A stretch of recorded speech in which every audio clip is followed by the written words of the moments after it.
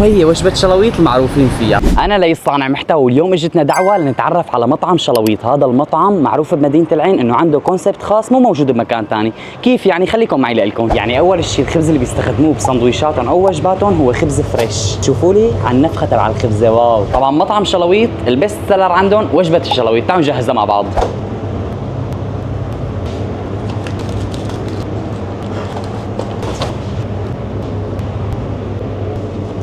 اكو طلع عندهم فتة ورق عنب وباستا. شوفوا لي على الباستا.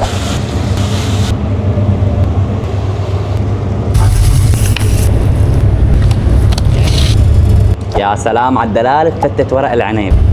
اما هي الموزاريلا ستيك، وهي السفرة المرتبة من مطعم شلويط. بدي احكي لكم شغلة كثير حلوة بمطعم شلويط. عندهم هذا الكرت بس تاخذ اوردر بتحصل اخر شيء خصم 10 او 20%. كثير حلوة الفكرة. هذا هو مطعم شلويط وهي وجبة شلويط المعروفين فيها. انا ما عاد فيني قاوم، لازم اجرب. ها وصل.